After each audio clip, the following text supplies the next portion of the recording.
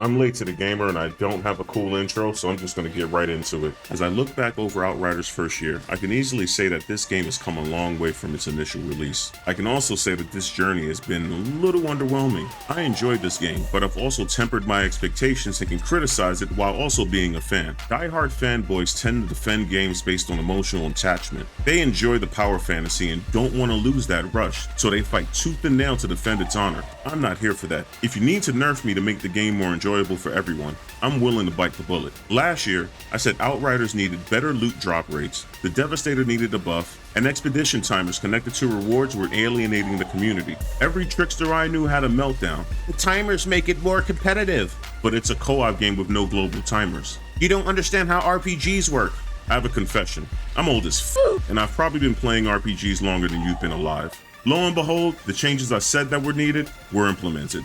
Outriders Worldslayer is far from a perfect DLC. It's a fun experience that shines a light on the same old problems. It really wants you to feel like you're starring in an RPG, but it sits in the same boat as Final Fantasy Stranger of Paradise. The RPG aspects are in your loadout and in your clothing. There's actually a very nebulous definition for what a role-playing game is. GTA Online is an RPG. There are choices, consequences, there are mission mechanics, there are even raids in the form of heist. I miss the days of playing DC Universe Online and begging for a heal while tanking, as the controller modified the field and the DPS unloaded on the boss. Outriders needs consequences to break away from the shoot here to continue gameplay. I've never played Outriders with anyone using a support class. Ever. But why would I? It's completely unnecessary. One facing the final boss of a dungeon should only be achievable by a strong, well-practiced team using their skills in tandem to buff themselves, debuff the boss, and using the highest tier weapons and skills in sync. Not just a solo Pyromancer. There should be consequences for the choices you make. Give us a boss that can negate the attacks of a class in rotation. Make us look out for one another. Punish us for having a down teammate so that survivability is also a team function. If my dream version of Outriders were the next release, it would implement these changes into its gameplay. We would start the game by inspecting the Great Well. It would be unmapped territory that we actually map ourselves because we're supposed to be Outriders. We'd enter to find a maze with dead ends and traps until we eventually find a gatekeeper type of boss. Upon defeating that boss, we'd find out that we cannot venture further into the well as it has been locked through other big wells around Enoch. Those secondary wells would be tests of attrition, getting more difficult as you progress. There will be mechanics to unlock sections, such as being forced to split up to trigger doors. The areas would also be unmapped in real time.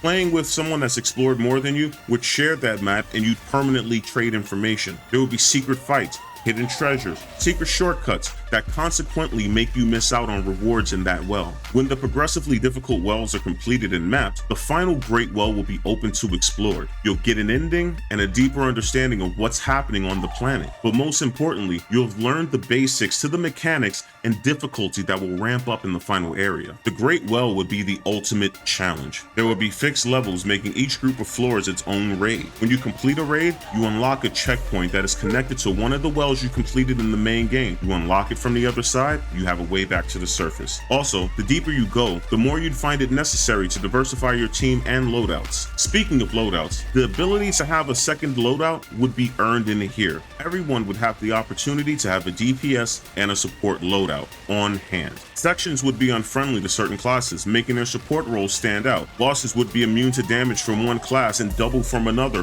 while punishing the DPS enough to need the support class. Skill, experience, and class diversity would have a real impact on your team's success. Make us carry buffs that protect your team while they attack the raid boss in a damage phase, or we wipe as a team. Make us work quickly and efficiently. Make us have to shoot targets in order and converge on a point for damaging. Just, for God's sake, no more pillars. We're smarter than that. Make us think and explore. Make this RPG an RPG. Anyway though, that's just my opinion. I'm late to the game with controller controlled gaming.